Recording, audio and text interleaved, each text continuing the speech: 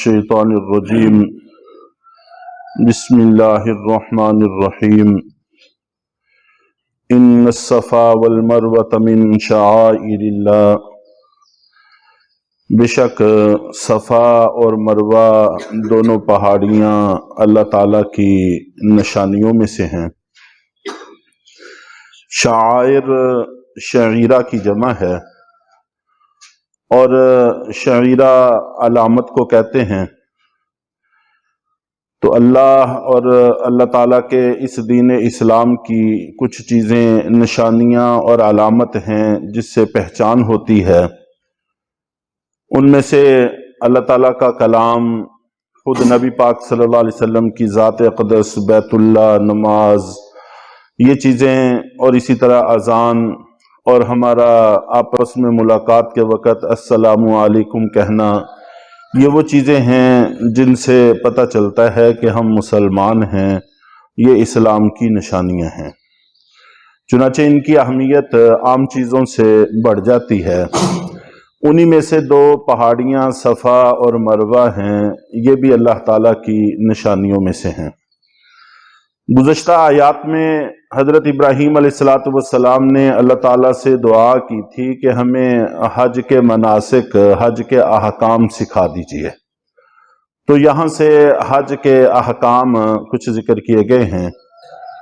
ان میں سے ایک بڑا مسئلہ صفا اور مروہ کے درمیان میں سعی کا تھا۔ صفا مروہ کے درمیان میں سعی کرنا حج کے اندر اور عمرے کے اندر واجب ہے۔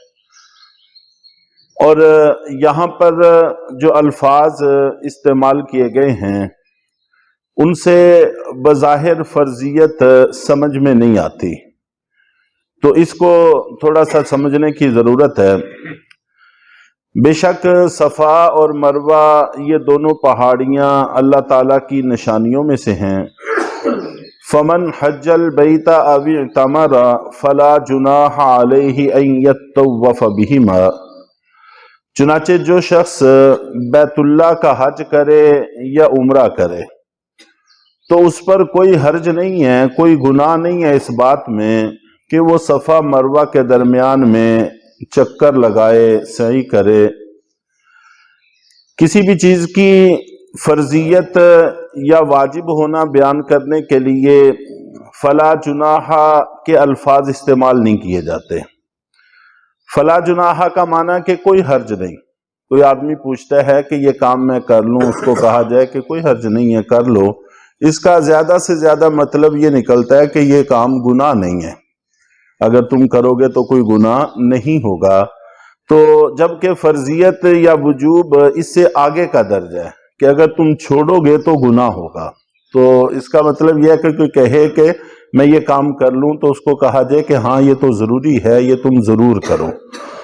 تو یہاں پر یہ کہا ہے کہ جو شخص بیت اللہ کا یا عمرے کا حج کرے، عمرے کا ارادہ کرے، تو اس پر کوئی حرج نہیں ہے کہ وہ صفا مروہ کے درمیان میں چکر لگائے۔ تو اس لیے اس سے یہ بات معلوم ہوئی کہ قرآن پاک کا صحیح مطلب، مفہوم سمجھنے کے لیے صرف عربی آ جانا بھی کافی نہیں ہے۔ عربی زبان سیکھنا بھی ضروری ہے، گرامر سیکھنا بھی ضروری ہے، اور اسی طرح احادیث، سنت، صحابہ کرام کی زندگی اور بہت سارے احکام سے آگاہی اور بہت سارے علوم سے آگاہی ضروری ہے۔ تو اس کے ساتھ ساتھ ہر آیت کا پس منظر اور شان نزول معلوم ہونا بھی ضروری ہے، وگرنہ انسان آیت کا صحیح مفہوم نہیں سمجھ سکتا۔ چنانچہ حضرت عبداللہ بن زبیر رضی اللہ تعالی عنہ نے ایک دفعہ اما جان عائشہ صدیقہ رضی اللہ تعالی عنہ سے یہ سوال کیا کہ یہاں پر تو یہ ہے کہ اس پر کوئی حرج نہیں ہے کہ وہاں چکر لگائے جائیں، تو اس سے فرضیت یا وجوب سمجھ میں نہیں آتا۔ تو حضرت عائشہ رضی اللہ تعالی عنہ نے فرمایا کہ بیٹے، یہ آیت تمہارے بارے میں نازل نہیں ہوئی۔ اگر تمہیں یہ پتہ چل جائے کہ یہ کن لوگوں کے بارے میں نازل ہوئی ہے تو پھر تمہیں کوئی شبہ نہ رہے۔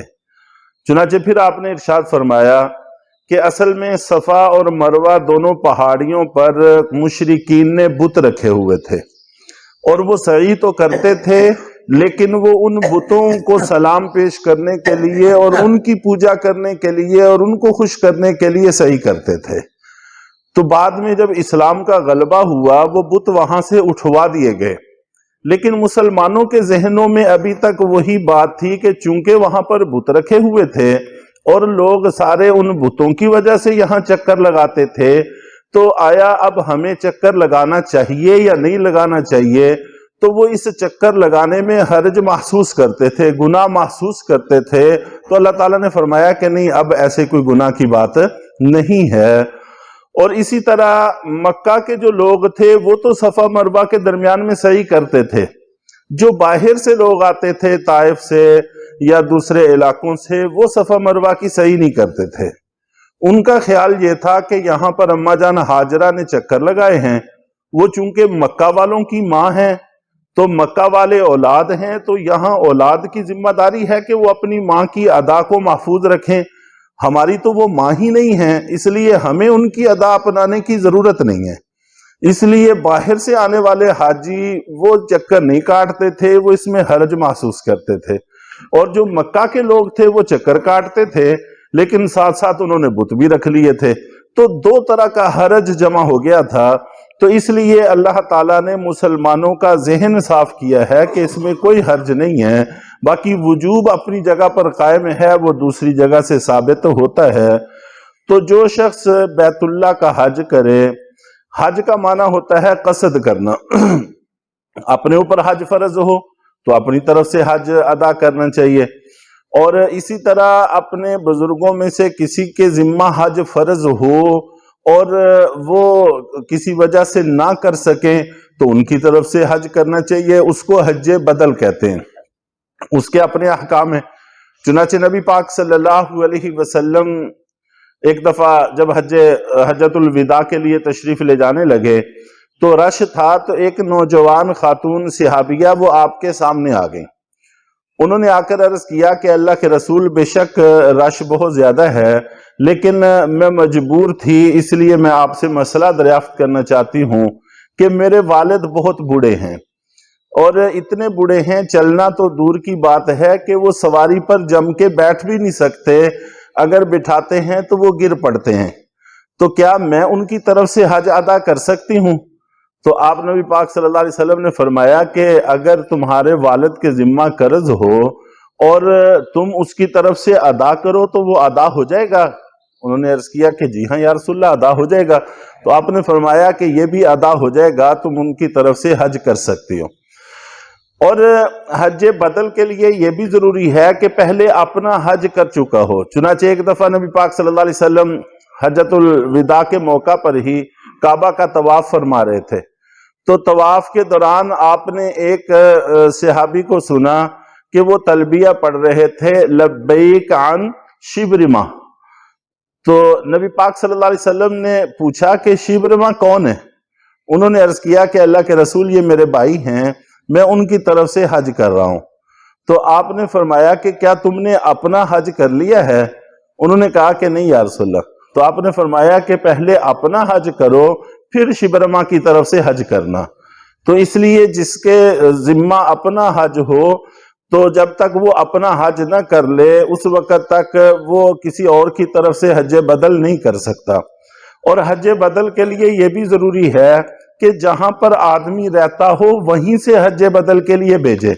بسا اوقات سعودیہ میں جو پہلے سے گئے ہوئے لوگ ہیں ان کو فون کر دیتے ہیں کہ ہماری طرف سے یا فلاں کی طرف سے حج بدل کر دینا، تو اس سے حج بدل ادا نہیں ہوتا، بلکہ جہاں آدمی رہتا ہو وہیں سے بھیجنا ضروری ہے۔ تو بہرحال جو شخص بیت اللہ کا حج کرے یا عمرہ کرے اس پر کوئی حرج نہیں ہے کہ وہ صفا مروہ کے درمیان میں چکر کاٹے۔ وَمَن تَطَوَّعَ خَيْرًا، اور جو شخص خوشی سے خیر کا کام کرے، فَإِنَّ اللَّهَ شَاكِرٌ عَلِيمٌ، تو یقیناً اللہ تعالیٰ بڑے قدردان ہیں اور علم رکھتے ہیں۔ تو نہ تو ہمارے اعمال اللہ سے اوجل ہیں اور نہ ہی اللہ تعالیٰ نہ قدری فرماتے ہیں، عمل کرنے والوں کو بڑی قدر کی نگاہ سے دیکھتے ہیں۔ اللہ تعالیٰ ہم سب کے عملوں کو قبول فرمائے۔